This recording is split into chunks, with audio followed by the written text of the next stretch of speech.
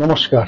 মূল আলোচ্য বিষয় একটাই, প্রচন্ড দাবদাহ, একদম লু বইছে, টেম্পারেচার অনেকটা বেশি। তো আমাদের কি করণীয়? হঠাৎ যদি আমাদের কোনো হিট স্ট্রোক হয়, আমরা কি করব? প্রথম হচ্ছে তার লক্ষণ কি, হোয়াট ইজ দ্য সিমটমস, তারপর আমাদের কি করণীয় সেই মুহূর্তে, আর তার পরবর্তী সময় যাতে এটা না হয় তার জন্য আমরা কি করব। আমরা তিনটে ভাগে ভাগ করব। খুব অল্প সময়ের আলোচনা, সঙ্গে থাকলে আপনারাও অন্তত এইরকম কোন সমস্যার সম্মুখীন হলেন তো আপনারাও নিজেরাই নিজেদের মতো করে মিটিয়ে নিতে পারবেন, নিজেদের বাঁচাতে পারবেন।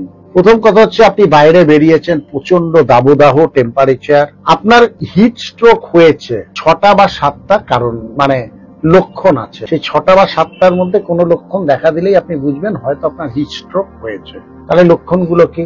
গায়ের প্রথম টেম্পারেচার, অর্থাৎ স্কিন প্রচন্ড ঠান্ডা হয়ে যাবে প্রথম দিকে, একটা গা বমি বমি ভাব দেবে আপনার, মাত্রাতিরিক্ত ঘাম হবে আপনার, আর গা গোলাবে তো আমি বলেই দিলাম, আর প্রেশারটা হঠাৎ ভাবে প্রচন্ড ভাবে নেমে যাবে, আবার মাথা ব্যথাও হতে। তাহলে এতগুলো জিনিসের যে কোনো একটা হলেই কিন্তু আপনি প্রচন্ড গরমে বাইরে আছেন। এই ব্যাপারগুলোই হচ্ছে। এই ব্যাপারগুলো হলে বুঝবেন এর কোনো একটাই যদি হয়, আপনি বুঝবেন যে আপনার হিট স্ট্রোক হয়েছে। এবার তাহলে পরের স্টেপে আমায় চলে আসতে হবে আমাদের, যে আমরা কি করব তার জন্য। এর কোন লক্ষণ আপনার কাছে দেখা গেল, তাহলে প্রথমেই কি করবেন? যে কোনো জায়গায় আপনি রাস্তা দিয়ে হাঁটছেন, কোথাও একটা ইমিডিয়েট ছায়া দেখে নিন, ছায়াতে কিছুক্ষণের জন্য বসে পড়ুন, এটা 1 নম্বর। 2 নম্বর কাজ হচ্ছে, সেই মুহূর্তে একটু ছায়াতে বসার পরেই একটু জল খান। প্রচন্ড গরমের মধ্যেই কিন্তু জলটা খাওয়া শুরু করে দেবেন না, ছায়াতে বসে একটু রেস্ট নেওয়ার পরে যতটা পারেন জল ফ্লুইড ইনটেক করুন, জলটা খান। তারপরে কি করবেন?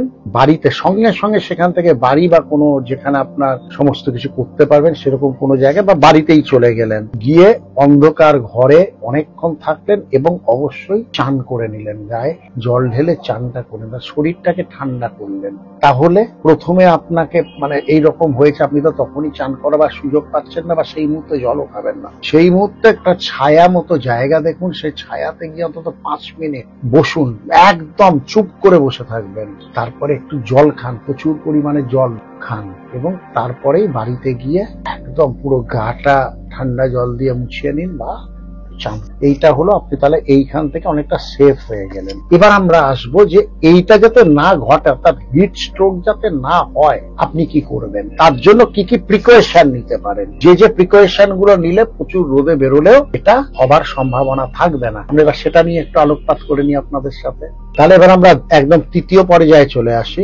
আমরা কি কি প্রিকশন নিলে, কি আমরা একদম বিধিসম্মত কি সতর্কীকরণ নিলে আমরা এখান থেকে বাঁচতে পারি। প্রথম কথা হচ্ছে, একদম সুতি, খুব পাতলা সুতি, দেখুন আমিও সুতির জামা পরেছি, খুব পাতলা সুতির জামা, বিশেষত সাদা রংটাকে পছন্দ করুন। বেরোনোর সময় সুতি, কোনো ওই টেরিলিন টেরিকট সেগুলোকে ব্যবহার করবে না, কারণ সুতির জামায় কি অনেক ছিদ্র থাকে যেখানে বাতাসটা খেলতে পারে আর কি। তাহলে সুতির জামাটা পরতে হবে, যত ঢিলে ঢালা পরা যায়। বেরোবেন যখন একটু বেশি করে ওআরএস খেয়ে বেরোন, অর্থাৎ যদি বাড়িতে ওআরএস নেই অসুবিধা নেই, একটু চিনি একটু নুন দিয়ে জল খেয়ে যতটা ওআরএস, যতটা দেহের মধ্যে, অর্থাৎ দেহের ফ্লুইডটা যতটা বেশি নিয়ে বেরোনো যায় বাইরে, তাহলে কিন্তু হিট স্ট্রোক হওয়ার সম্ভাবনাটা কমবে।